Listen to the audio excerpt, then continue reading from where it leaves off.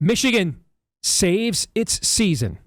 Next on this week's episode of Michigan Podcast. But there's going to be one team that's going to play solely as a team. No man is more important than the team. No coach is more important than the team. The team, the team, the team. Looks deep for Anthony Clark. Waits for it. Hit. Caught. Hey, they said you can't be Ohio State. Now what? Brady gets terrific. Throws it. Get it. Touchdown. Knight again.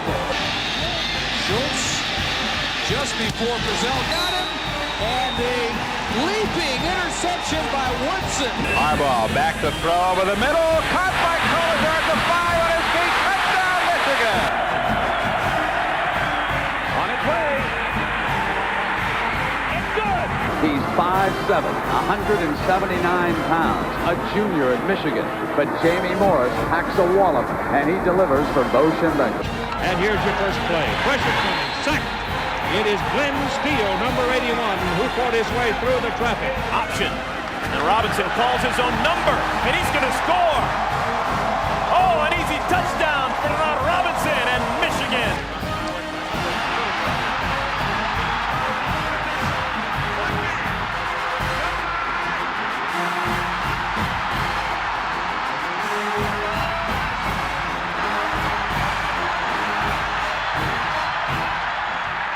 We're going to win it. We're going to win the championship again because we're going to play as a team. And when we play as a team and the old season is over, you and I know it's going to be Michigan again. Michigan.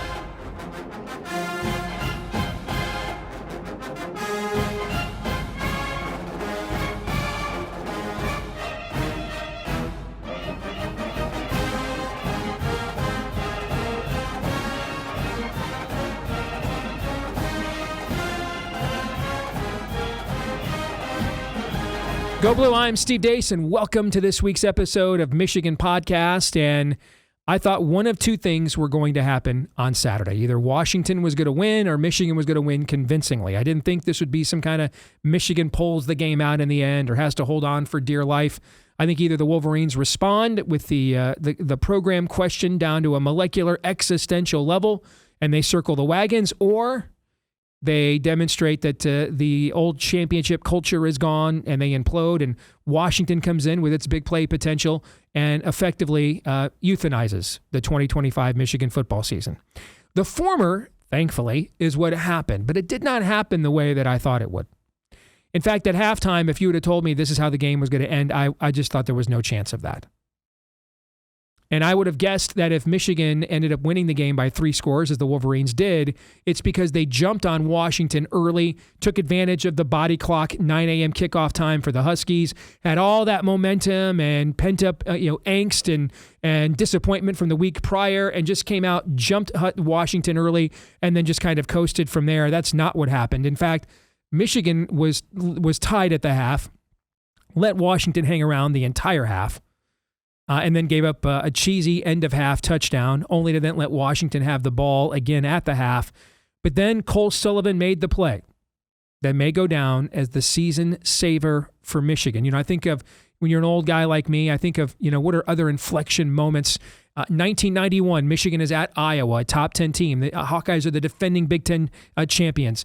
Michigan was the preseason favorite, gets absolutely rolled by number 1 Florida State the week before. First team to ever go to the Big House and put up a 50-burger on the Wolverines. And you wonder where Michigan is, and they're down like 18-0, 18-6 or something. And Dave Ritter, remember that name? No, you don't, because you're not a loser like me. Dave Ritter blocks an Iowa punt. And that changed the entire momentum of the rest of the game.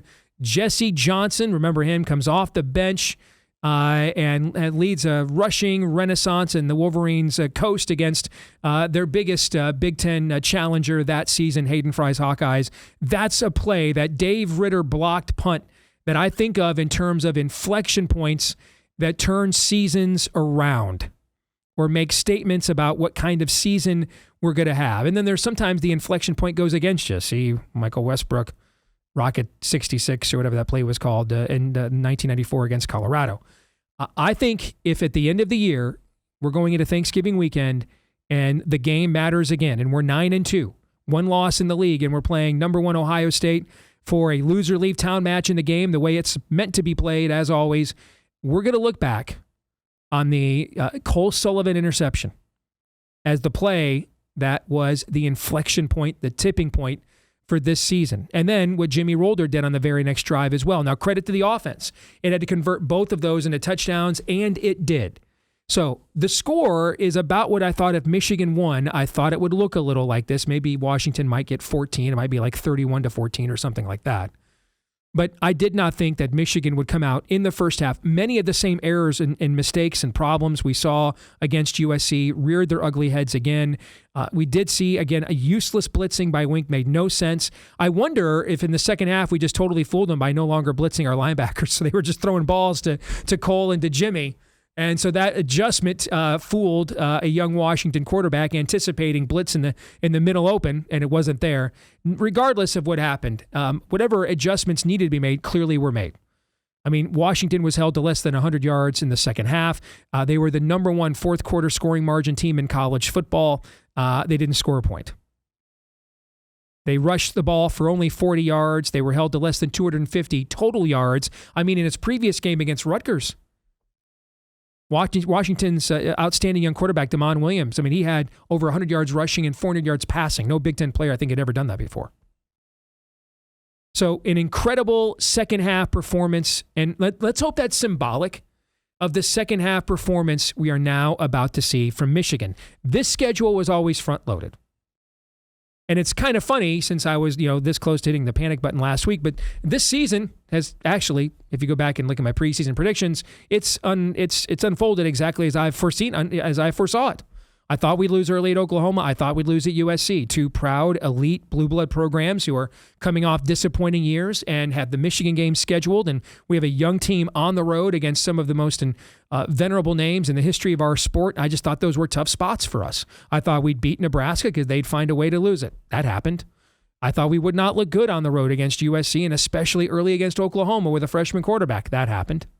And then I thought we'd find a way to beat, a not very good Sparty team, split those 4 key road games, and then go into the Ohio State game 9-2. Well, now Michigan is poised to do exactly that. Now, don't sleep on Sparty. Now, I know I told you last week, and I still believe it. I thought these 2 games, Washington and Michigan State, were a package deal. I thought we'd win them both or lose them both. Because if we lost, then you're getting Michigan State's best shot. And then all our season goals are off the table, so where are we at in terms of energy as a program? But now we don't have to worry about that. Now, we're still going to get Michigan State's best shot. Keep in mind, this is the last meaningful college football game anybody wearing a Michigan State uniform is going to play until next September in the 2026 season opener. So Sparty is emptying the clip here. Now, there may not be a lot of ammo in said clip, but however many bullets are in the clip, that clip is getting emptied on Saturday night in Spartan Stadium. Now, there's going to be a ton of Michigan football fans in that stadium because Sparty fans have already moved on to basketball with this current state of their football program, and most of them wanting their coach fired. Tell them to go back to Oregon State, which is open, by the way. So I don't think it'll be easy. I think the spread of 14 is ridiculous. For those of us that have just watched this game all of our lives, something weird is going to happen. Something weird. I do think Michigan will win, maybe something like 28-20, 28-17, 27-17, something like that. And I think Sparty will land a few punches. I don't think Michigan will be in any danger of losing, but I also don't think it's a game where you put your feet up at any particular point in time either and just kind of coast to victory. That rarely happens when we go to East Lansing, except the last time we went.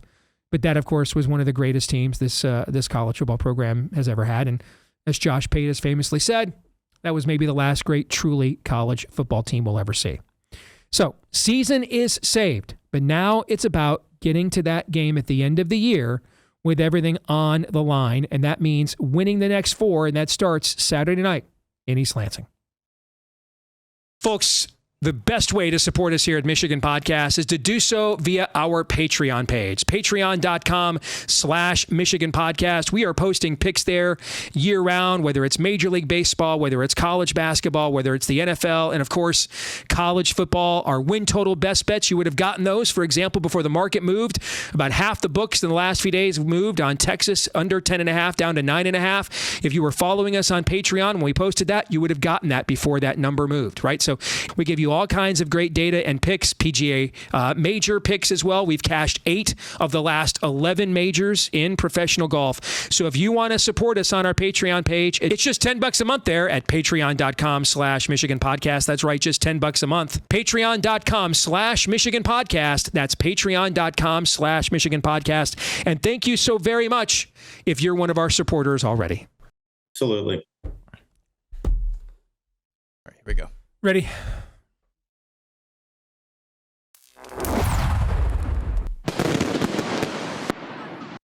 Well, let's find out what our good friend Mark Rogers, perhaps the last remaining reasonable bucknut left on planet Earth, thinks, because he also was, like me, skeptical that Michigan was going to put this kind of performance together against the Huskies. So, Mark, good to talk to you again, my friend. How are you? Steve, good to see you. I love this new Big Ten when it comes to the process of trying to weed through these teams that are in the middle or trying to strive to get to the upper tier. I think it's so much more intriguing, interesting, provides so many more great matchups like what we saw last weekend, even though it wasn't a great game. You know, Illinois, USC, Michigan, et cetera. We could go down the list of meaningful matchups now that we have in this conference.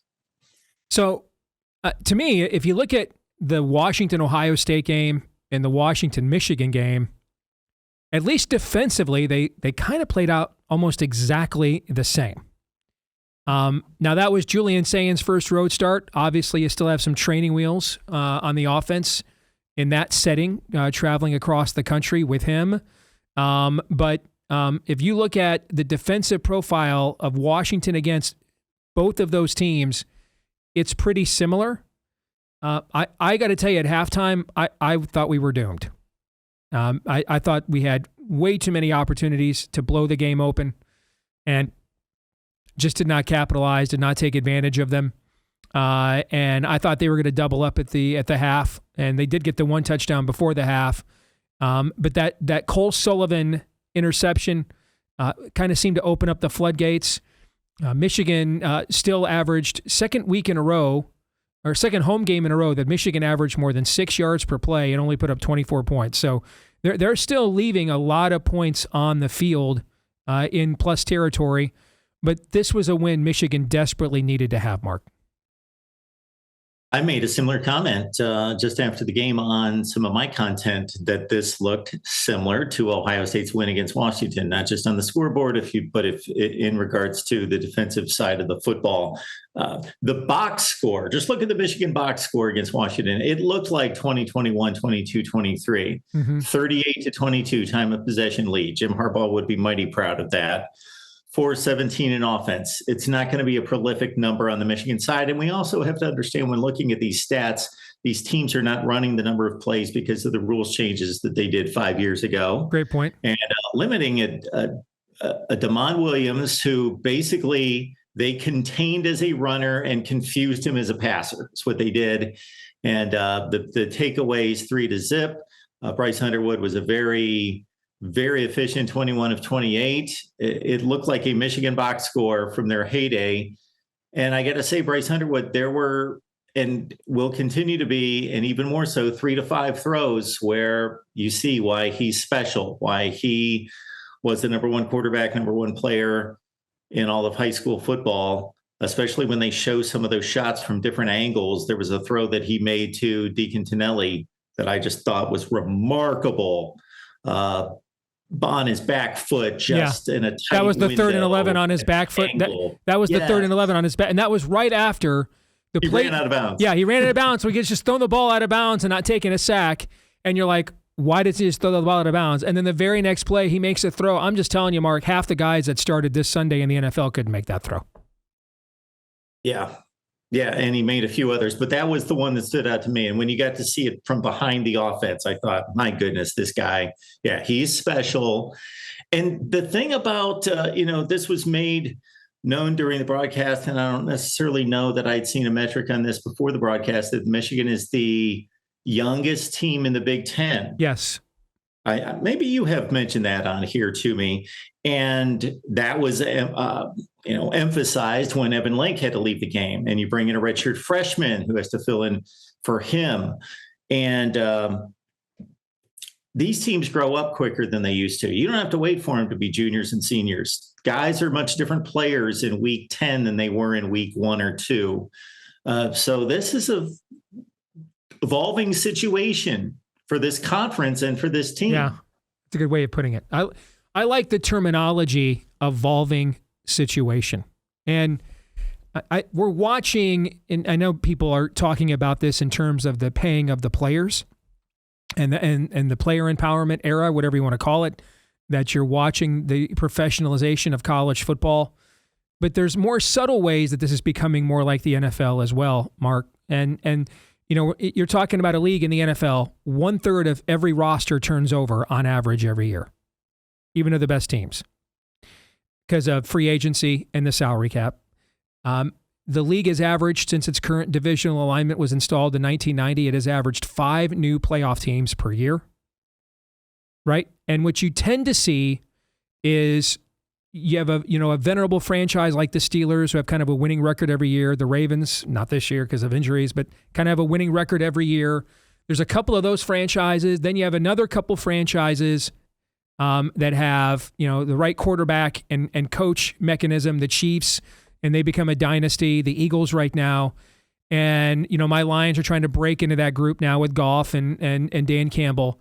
And then, but beneath that, on any given year, you could be 12-5 or 5-12, and you're 1 or 2 injuries away from that. And you're maybe if your quarterback hits or has maybe all offseason defensive coordinators found one throw your quarterback can't make, and they just keep tailoring their defense on 3rd and long to him not being able to make that throw. And in 1 year, he looks like Sam Darnold last year, or he looks like Sam Darnold 3 years ago, and you just don't know.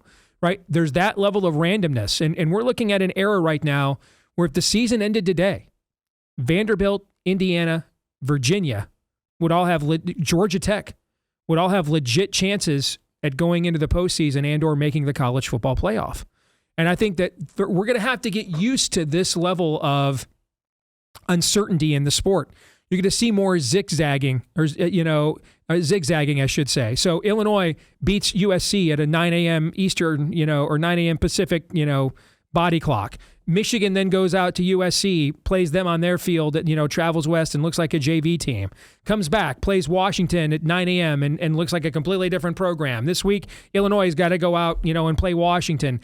These are the things you look at when you're handicapping the NFL. We've never really, we've looked at like sandwich spots or letdown spots, but on a week-to-week basis, 4 years ago, there's no way Georgia has to beat Ole Miss with 43 points. It's scoring 43 points because it's that much better than Ole Miss. And I just think we're going to have to get used to the randomness of how college football is going to operate now moving forward. I also think, though, Steve, that the format change, the structural changes have created a difference in perception. So if we still had a 14 playoff, would it be that topsy-turvy? Or would we just wind up with these same 6 or 7 teams vying for those 4 spots? That's a great point. And the answer is what would happen. We'd still have it. The tiering would still be what it was before. It's just those teams are way outspending to retain their rosters, because guys are fine playing 2nd or 3rd string at Alabama, Ohio State now, because they're in the playoff tier. Now, though, they can go to Vanderbilt, and they're in the playoff tier now, Mark. So I do a call-in show after the games on Saturday, and I hear it from at least 2 or 3 callers. Man, this is crazy. College football is crazier than it's ever been. I understand it seems like that in the recency bias perspective, but I look at the number of upsets involving power conference teams, and I keep a list. And Steve, it's like clockwork, and it has been for a decade. 4 to 5 upsets every week involving power conference teams, and it hasn't changed. So I do agree that in the consolidation of the leagues, obviously, we had a league 3 years ago where Penn State, Michigan, Michigan, Ohio State, and Michigan, Penn State decided the conference for the last. Now, hold on. years. Are you doing those upsets by point spread or by ranking? Because Georgia Tech was an underdog, right? Okay. Vanderbilt was favored over LSU, right? First time they'd been favored over. The database that we have on betting odds goes back to about 1978. It's the first time in that entire database we have Vanderbilt, as a favorite over a top 10 team, for example, right? So, okay, that matters too, how you're doing it. Are you doing it by rankings or by point spread? But go ahead. I'm sorry. Yeah. And then just to take it toward the Big Ten, like we used to look at the calendar of the Big Ten. And of course, this is just the last 5 years since Michigan State's dropped off and Wisconsin and Penn State has emerged, that we had 3 games to look at. And we knew that the winner of those 3 games would then beat up Iowa or whomever came out of the West. And it was such a cut and dry situation every year in the Big Ten versus now. Again, what I alluded to at the beginning, I think these matchups and these games are fascinating between the middle to upper portion of the Big Ten to see who's going to claim that 4th spot, or maybe a 5th, but probably just a 4th out of the Big Ten. And Michigan's obviously in a good place with 2 losses, but 1 outside the conference, still playing for a conference championship bid, although they're not playing the right teams to get there. But to get to that magical 10-2 record. I think at this point, given how big the Big Ten is, and how good the top of it is now in terms of brand power and spending power, for me, if we're going into the Ohio State game, regardless of the records, 11-1 or 10-1, 9-2, whatever it is, if we're going into the Ohio State game and essentially if we win, we play ourselves either into the Big Ten championship game and or a college football at-large berth, that's essentially what the goal of every season is to get to that game, and that's what's on the line.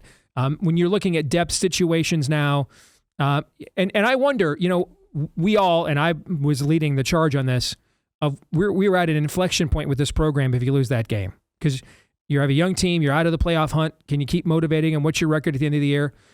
Now, though, do we blow it out of proportion because they won that game, Mark? Or now that they won the game, is it just as simple as they're the youngest team in the Big Ten? Their best players on offense are an 18-year-old, and he just turned 18 like 2 days before the season started.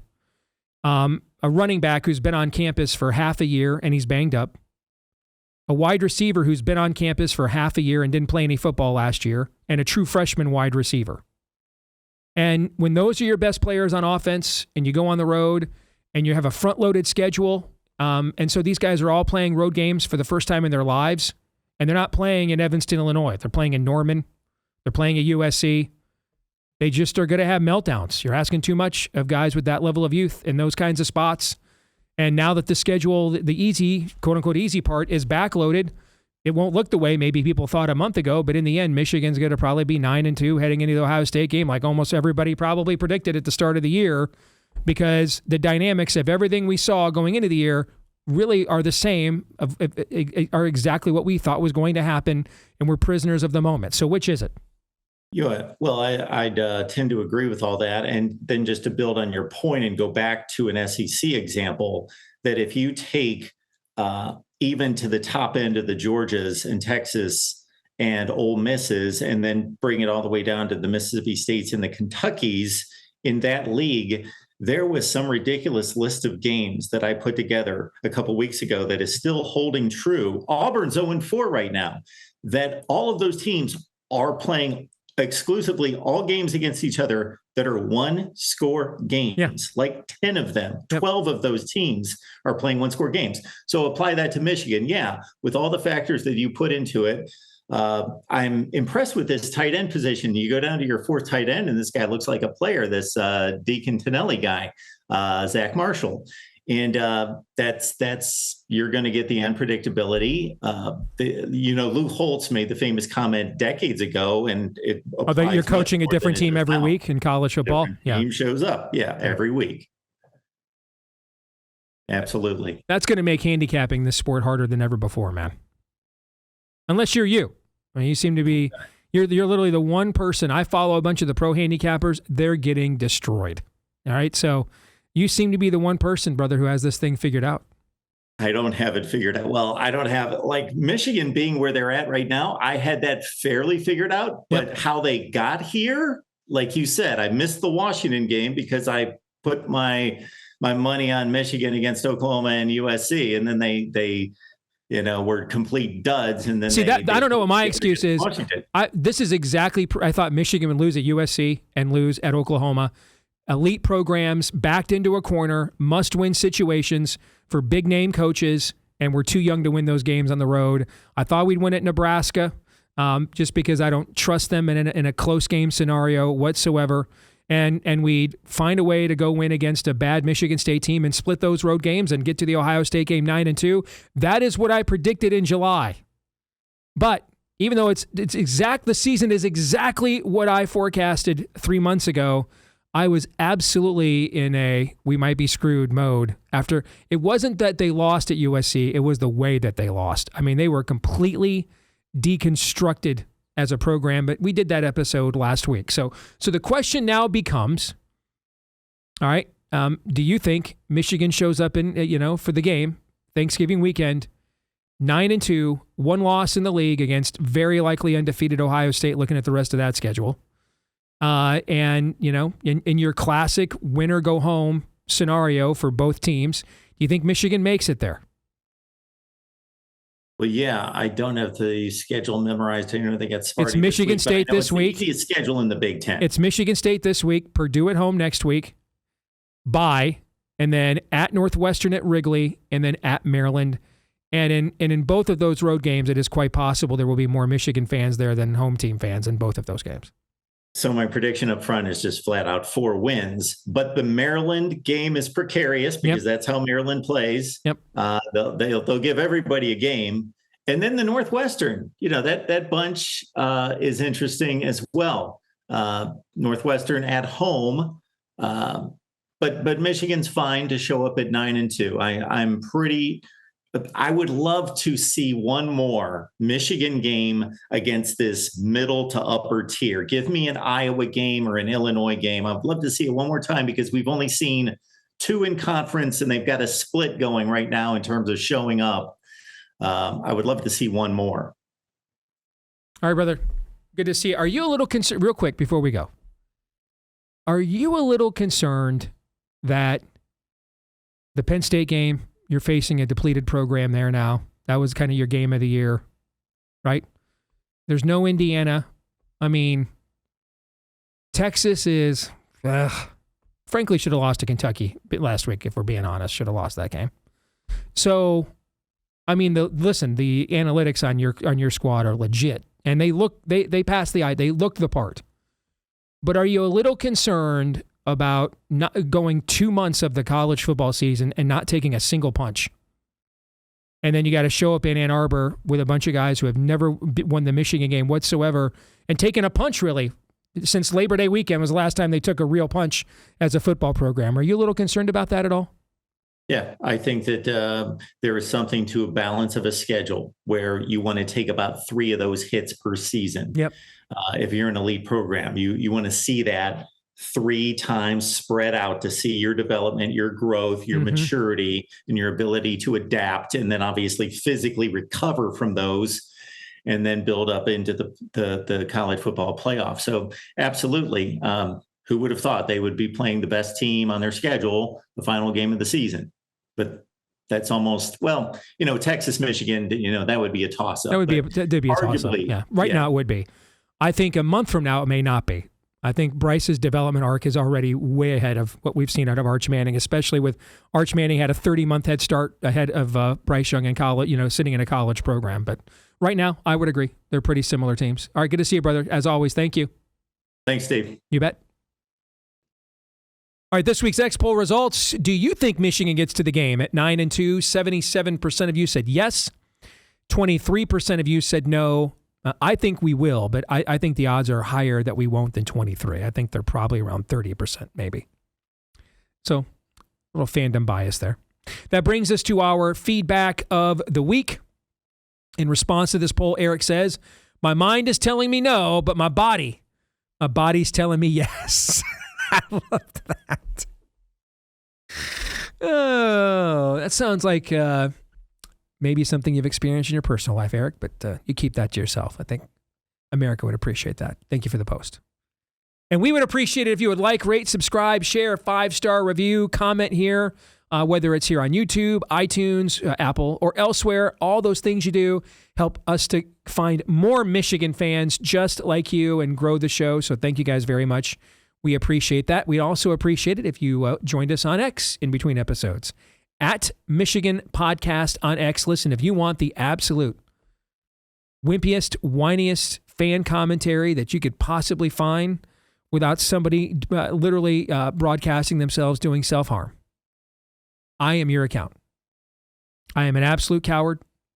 I implode at the first sign of adversity and quit and give up the minute it seems we're not, winning 100-0.